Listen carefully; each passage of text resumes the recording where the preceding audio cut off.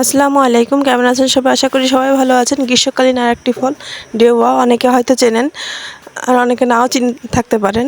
গ্রামে বেশি দেখা যায়, শহরেও অনেকে এগুলো খুব পছন্দ করে। এটা একটা টক ফল। এটা কিন্তু আমি উপর থেকে একটু হালকা করে ছিলে নিয়েছি। আমার কাছে খোসাটা কেমন গালে লাগে, এজন্য অনেকে এই খোসাসহ ভর্তা করেন, কিন্তু আমি এভাবে ভর্তা করতেই আমার কাছে ভালো লাগে। আমি এভাবেই করে থাকি। কেউ আমার ভিডিও দেখে যদি ভালো লেগে থাকে অবশ্যই লাইক, কমেন্ট এবং শেয়ার করবেন। এই যে এটা হালকা হালকা করে ছিলে নিচ্ছি উপর থেকে। আর যে কোনো জিনিস করতে একটু সময় তো লাগবেই, আর যেহেতু হালকা করে পাতলা করে আমি ছিলে নিচ্ছি, এতে একটু সময় করে আস্তে আস্তে করে ছিলে নেব। তারপরে এই যে দেখেন, পুরোটা আমি ছিলে নিয়েছি। এখন আর অবশ্যই আগে ভালো করে ধুয়ে নেবেন। যে কোনো ফল আমি বাজার থেকে আনার পরেই ভালো করে ধুয়ে নিই, কারণ বাজারে ধুলা ময়লা রোগ জীবাণু থাকতে পারে। যার যা স্বাস্থ্য সচেতনতা তার কাছে, তাই যার যা হিসাব মতনই কাজ করা ভালো। আমি করে থাকি, তাই আপনাদের জানালাম। এভাবে আমি তারপরে এই ডেগুলো, এটা একটু অনেক পাকা ছিল না, কারণ এইগুলো পাকলেই উপর থেকে খোসাটা নষ্ট হয়ে যায় বা হাতে লেগে আসে। এজন্য একটু কাঁচাটে ধরনেরই কিনে আনা হয়েছিল। তাই এভাবে আমি খুলে নিলাম ডেগুলো, কোয়াগুলো।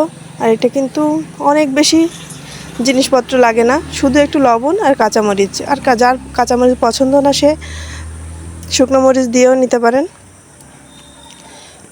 আমি কাঁচামরিচ দিয়েই, আমার কাছে বেশি ভালো লাগে। কাঁচামরিচের ফ্লেভারটাই আসলে অন্যরকম।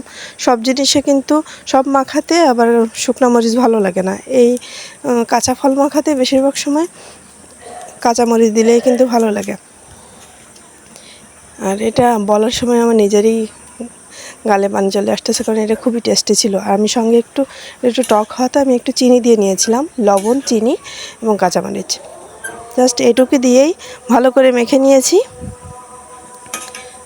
আর এটা খেতে অসাধারণ।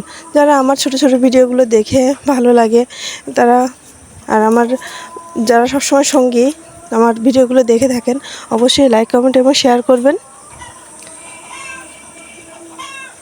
এভাবে দেখেন, ভালো করে চটকে মেখে নিয়ে খেতে যে কোনো গ্রীষ্মকালে বা ওই যে এখন বর্ষার সময় দুপুরবেলাটা বেশ গরম গরম সময় একটা টক ফল খেতে কিন্তু খুবই ভালো লাগে। আমরা সবাই খুব মাখা পছন্দ করি, যে কোনো ধরনের মাখা বিকেলবেলা বা দুপুরবেলা আমরা সব সময় খেয়ে থাকি। আমার ভিডিওতে দেখবেন যে সবসময়ের জন্য কিছু না কিছু মাখা বা ভর্তা এরকম থাকে। তা আমার ভিডিওগুলো ভালো লেগে থাকলে অবশ্যই আমার পাশে থাকবেন সবসময়। আর যারা আমাকে সাপোর্ট করবেন, আমিও তাদেরকে অবশ্যই সবসময় সাপোর্ট করে যাব। আর আমরা একটা সংকটময় সময়ে আছি, আমাদের ফেসবুকে অনেক সমস্যা দেখা দিচ্ছে, নেট স্লো। তো আসুন একে অপরের পাশে থাকি, সহযোগিতা করি।